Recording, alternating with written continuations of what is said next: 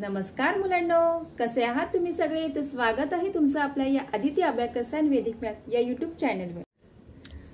तर आजच्या या व्हिडिओमध्ये आज आपण बघणार आहोत -6 चा निगेटिव्ह कॉम्बिनेशन फॉर्म्युला। आता कॉम्बिनेशन फॉर्म्युला म्हणजे काय असतं की त्या फॉर्म्युल्यामध्ये दोन फॉर्म्युले एकत्र कंबाईन झालेले असतात, म्हणून त्याला आपण कॉम्बिनेशन फॉर्म्युला म्हणतो। आता इथे आपल्याला -6 चा कॉम्बिनेशन फॉर्म्युला बघायचा आहे। मग इथे कोणते दोन फॉर्म्युले कंबाईन झालेत? तर -6 साठी आपला जो फॉर्म्युला आहे, बिग फॉर्म्युला जो आपण आधीच्या व्हिडिओमध्ये बघितलेला आहे, -6 = +4 - 10 हा आपला फॉर्म्युला आहे। पण कधी कधी काय होतं, हा जो +4 आहे -6 साठी +4 - 10, पण हा +4 आपल्याकडे डायरेक्ट करायला अवेलेबल नसतो। मग ह्या +4 साठी पुन्हा आपल्याला फॉर्म्युला अप्लाय करावा लागतो। म्हणजे इथे आपण +4 साठी स्मॉल फॉर्म्युला अप्लाय करतो। म्हणजे ह्या फॉर्म्युलामध्ये एक स्मॉल फॉर्म्युला आणि बिग फॉर्म्युला ह्या दोघांचं कॉम्बिनेशन झालेलं असतं आणि मग नवीन फॉर्म्युला तयार होतो, त्याला आपण कॉम्बिनेशन फॉर्म्युला म्हणतो।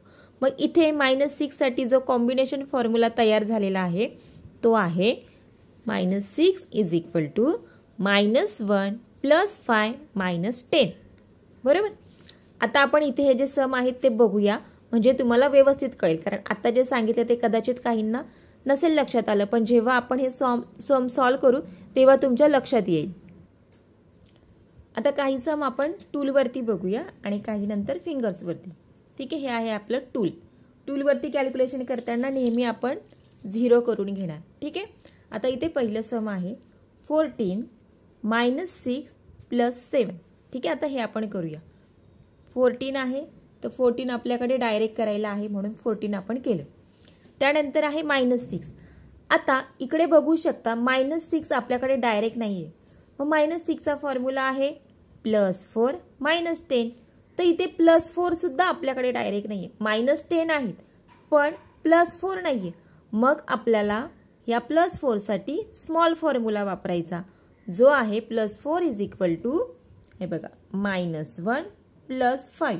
बरोबर। आपण हे +4 साठी अप्लाय केलं आणि -10 आपल्याकडे आहे म्हणून आपण ते डायरेक्ट केलं। अशा पद्धतीने आपण इथे कॉम्बिनेशन फॉर्म्युला वापरला। आता इथे पुन्हा +7 करायचं आहे, मग +7 चा फॉर्म्युला आहे -3 + 10। डायरेक्ट नाहीये म्हणून आपण फॉर्म्युला वापरला। मग आपला आन्सर आलेला आहे 15। ते आपण राईट डाऊन करून घेऊया। Answer is 15। ठीक आहे, समजलं तुम्हाला? तरी आपण पुढचे सम घेऊया, म्हणजे ज्यांना अजून नसेल समजलं ते कळेल। आता नेक्स्ट सम आहे आपलं 34 - 6 - 6। 34 इकडे आपल्याकडे डायरेक्ट आहे म्हणून आपण 34 डायरेक्ट घेतलं। त्यानंतर -6। आता इथे बघायचं -6 साठी डायरेक्ट आहे का? तर नाही। मग डायरेक्ट नसेल तर आपल्याला फॉर्म्युला वापरावा लागतो। मग -6 चा आपला फॉर्म्युला आहे -6 = +4 - 10। मग इथे बघायचं की +4 आहे का? तर नाहीये। मग लगेच बघायचं की +4 नाहीये ना, मग आपण कॉम्बिनेशन वापरणार। मग तो काय आहे? -6 साठी -1 + 5 - 10 -1 + 5 - 10। इथे -6 साठी आपण कॉम्बिनेशन फॉर्म्युला वापरला। पुन्हा -6। आता -6 आपल्याकडे डायरेक्ट आहे म्हणून डायरेक्ट केलं। मग आन्सर आहे आपलं 22। आपण इकडे राईट डाऊन करून घेऊया। ठीक आहे। पुन्हा आता नेक्स्ट सम, त्याआधी आपण इकडे सेट 0।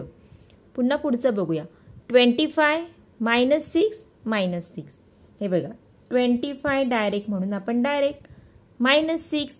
आता -6 आपल्याकडे डायरेक्ट नाहीये, मग -6 चा जो बिग फॉर्म्युला आपण आधीच्या व्हिडिओमध्ये बघितलेला आहे की -6 चा जो फॉर्म्युला आहे तो आहे +4 - 10। आता इथे आपल्याकडे +4 करायला आहे, मग अशा वेळेस आपण त्याचा बिग फॉर्म्युला वापरायचा, म्हणजे +4 - 10। आता पुन्हा -6 करायचा आहे आपल्याला, मग -6 डायरेक्ट। इथे आपण फक्त बिग फॉर्म्युला वापरला, इथे आपण कॉम्बिनेशन फॉर्म्युला नाही वापरला। मग आपला आन्सर आलेला आहे 13। आपण इकडे राईट डाऊन करून घेऊया। Answer is 13। ठीक आहे, समजतंय? जेव्हा डायरेक्ट असतं तेव्हा डायरेक्ट वापरायचं, जेव्हा बिग फॉर्म्युला अप्लाय करता येतो तेव्हा बिग फॉर्म्युला अप्लाय करायचा, आणि जेव्हा बिग फॉर्म्युला अप्लाय करता येत नाही त्यावेळेस मग कॉम्बिनेशन फॉर्म्युला अप्लाय करायचं। -6 साठी आपल्याकडे दोन फॉर्म्युले झाले, एक बिग फॉर्म्युला आणि एक combination formula.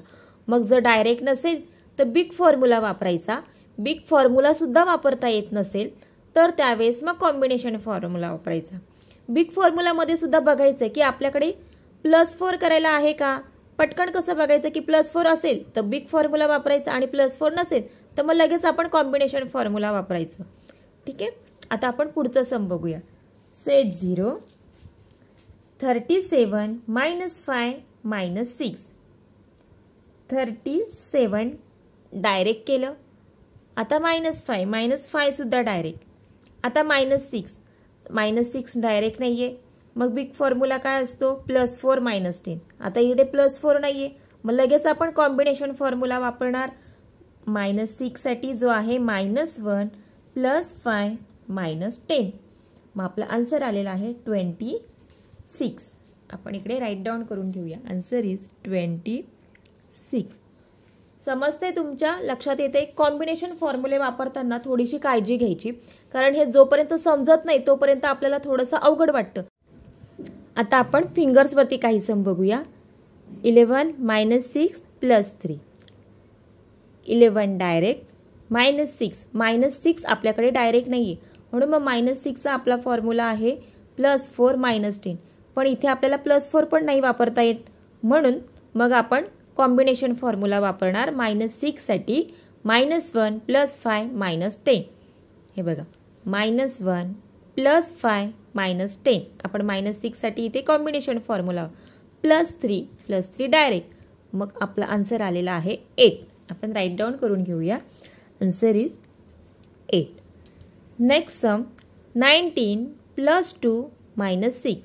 Set 0 19 direct +2 direct नाहीये, म्हणून मग आता इथे आपल्याला +2 साठी बिग फॉर्म्युला वापरावा लागेल. तो आहे -8 + 10. आता -6. आता -6 साठी मग आता आपल्याकडे इथे डायरेक्ट नाहीये.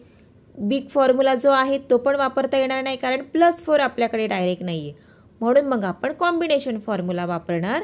-6 साठी -1 + 5 -10. मग आपला आन्सर आलेला आहे 15. आपण राईट डाऊन करून घेऊया. Answer is 15. समजते सगळ्यांना कॉम्बिनेशन फॉर्म्युला. आता नेक्स्ट सम 55 + 8 -6. Set 0 55 direct +8. आता इथे आपल्याला +8 साठी सुद्धा कॉम्बिनेशन फॉर्म्युला वापरावा लागणार आहे, कारण +8 साठी आता जो आपला बिग फॉर्म्युला आहे +8 चा -2 + 10. पण -2 आपल्याकडे नाहीये, म्हणून मग आता इथे आपल्याला कॉम्बिनेशन वापरावा लागेल. +8 चा कॉम्बिनेशन फॉर्म्युला आहे +3 -5 + 10. ठीक आहे. आता -6 करायचे. -6 आपल्याकडे डायरेक्ट नाहीये, म्हणून मग -6 साठी सुद्धा कॉम्बिनेशन फॉर्म्युला -1 + 5 -10. मग आपला आन्सर आलेला आहे 57. आपण राईट डाऊन करून घेऊया. Answer is 57. ठीक आहे. Next sum 20 + 2 -6. सेट 0. आता आपल्याला सेट 0 20 डायरेक्ट +2 सुद्धा डायरेक्ट. -6 डायरेक्ट नाहीये, म्हणून कॉम्बिनेशन फॉर्म्युला -1 + 5 -10. Answer is 16. आपण राईट डाऊन करून घेऊया.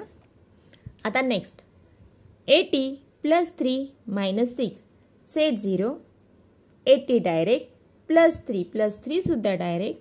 -6 डायरेक्ट नाहीये, मग इथे combination formula -1 + 5 -10. Answer is 77. Right down करून घेऊया. आता नेक्स्ट सम 44 -6 + 11. Set 0 44 direct. आता -6 डायरेक्ट नाहीये, मग आता इथे आपल्याला कॉम्बिनेशन फॉर्म्युला वापरावा लागेल. -6 साठी -1 + 5 -10 + 11 करायचंय. 10 डायरेक्ट 1 डायरेक्ट. मग आपला आन्सर आलेला आहे 49. आपण राईट डाऊन करून घेऊया आन्सर. तर अशा पद्धतीने आज आपण -6 चा निगेटिव्ह कॉम्बिनेशन फॉर्म्युला वापरून हे सगळे सम बघितलेले आहे. तर तुम्ही सुद्धा आता याचा स्क्रीनशॉट घ्या, घरी प्रॅक्टिस करा. ज्यांच्याकडे टूल आहे त्यांनी टूलवरती करा, ज्यांच्याकडे टूल नाही आहे त्यांनी फिंगर्सवरती करा, पण प्रॅक्टिस करा. कारण आणि निगेटिव्हचे फॉर्म्युले जे आहे कॉम्बिनेशन फॉर्म्युले ते करताना थोडीशी काळजी घ्यायची आहे. कारण ते सुरुवातीला आपल्याला थोडंसं अवघड वाटतं, पण जेव्हा आपण जास्त प्रॅक्टिस करू तेव्हा ते व्यवस्थित येतो.